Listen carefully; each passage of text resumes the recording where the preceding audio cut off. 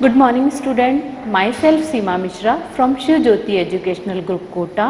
बच्चों आज हम हिंदी टेक्स्ट से पाठ 1 पढ़ेंगे। स्मरणीय बिंदु नंबर 1 पे चिड़िया को अन्न से प्यार है। इस पैराग्राफ में बताया गया है कि जो चिड़िया है वह जुंडी के दाने यानी कि बाजरे और मक्के के जो अधपके दाने हैं उसे रुचि से और रस से खा लेती है और वह छोटी है, साथ में संतोषी यानी जो भी मिलता है उससे संतुष्ट होने वाली है और नीले पंखों वाली है और उसे अन्न से प्यार है। Second point, vision. विजन का यहाँ अर्थ होता है एकांत। विजन से प्यार यहाँ बताया गया है कि वह जो छोटी संतोषी चिड़िया है जो नीले पंखों वाली है वो अपना कंठ खोलकर मतलब पूरे स्वर के साथ बूढ़े वन बाबा की खातिर यानी कि बूढ़े यानी कि बहुत ही पुराने जंगल में बहुत ही रुचि से रस से और बहुत ही मन लगाकर गाती है। और विजन यानी एकांत में उसे क्या है, उसे एकांत से प्यार है। 3 नंबर पे आ रहा है आपका नदी से प्यार। यहाँ वह जो नीले पंखों वाली चिड़िया है वो उफनती हुई नदी यानी कि बहुत ही तेज रफ्तार से बहती हुई नदी के बीच से पानी की बूंदों को किस तरीके से पानी की बूंदों को मोती के समान जो बूंदे हैं उसको अपनी चोंच में भरकर लेकर आती है और उस पे उसे गर्व महसूस होता है और वह नदी से प्यार करती है, उसे नदी से भी प्यार है। यानी कि यहाँ चिड़िया को अन्न से प्यार है, विजन यानी एकांत, एकांत से प्यार है और नदी से यानी कि उसे नदी से भी प्यार है। अब आ जाते हैं हम बच्चों कॉपी वर्क पर। प्रश्न 1, इस कविता के आधार पर बताइए कि चिड़िया को किन किन चीजों से प्यार है।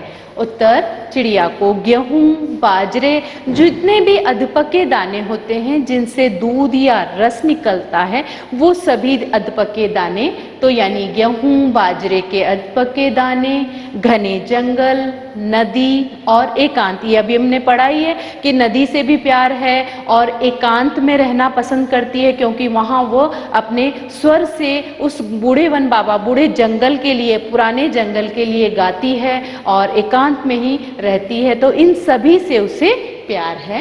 प्रश्न 2, आशय स्पष्ट करो। क, रस उड़ेल कर गा लेती है। यहाँ चिड़िया जो है जंगल में, जब जंगल के अंदर है बूढ़े वन बाबा की खातिर, जंगल में स्वतंत्र रूप से एकांत में, स्वतंत्र का मतलब हो गया यहाँ एकांत में स्वतंत्र रूप से रहती है और ऐसा लगता है उसके मधुर स्वर यानी कि जो वो स्वर गाती है, जिस स्वर से गाती है उसके जो स्वर हैं बहुत ही मीठे हैं, मधुर हैं। मधुर स्वर वातावरण में रस घोल देते हैं और उस जंगल में जब वो एकांत में गाती है तो उसके जो स्वर आते हैं वो उस वातावरण में एक रस घोल देते हैं, एक सुर चारों ओर बिखर जाता है जो सभी को अच्छा लगता है। तो यहाँ रस उड़ेल कर यानी कि पूरे स्वरों के साथ में गाती है। ख, चढ़ी नदी का जाती है।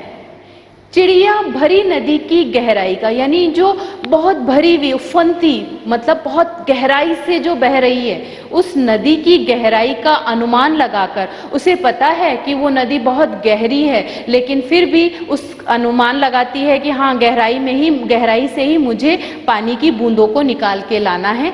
जल की मोती रूपी यानी जो जल की बूंदे हैं उसे मोती के समान बताया है, तो मोती रूपी बूंदों को अपनी चोंच में भरकर ले जाती है और उस गहरी नदी से जल की बूंदों को इस तरीके से निकाल कर लाती है जैसे कि मोतियों को उस पानी की बूंदों के समान उस वहां से चोंच में, अपनी चोंच में भरकर लेकर आती है।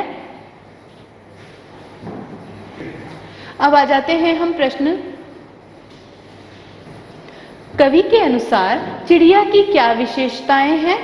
उत्तर, कवि के अनुसार चिड़िया छोटी, संतोषी और नीले पंखों वाली है। मैंने अभी आपको पैराग्राफ 1 में बताया था कि चिड़िया जो है बहुत छोटी है, साथ ही संतोषी, जो भी उसे मिलता है उसमें संतुष्ट होने वाली है और उसके पंख कैसे हैं, उसके पंख नीले हैं।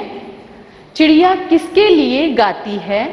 चिड़िया बूढ़े वन बाबा के खातिर गाती है। यानी कि वो जो जंगल है उसे बूढ़े वन बाबा की क्या दी गई है, उपमा दी गई है। तो वहाँ वह किसके खातिर गा रही है, उस जंगल के लिए गा रही है जो बहुत पुराना है, उसे हम बूढ़े वन बाबा का नाम दिया है, के खातिर गाती है। धन्यवाद स्टूडेंट्स।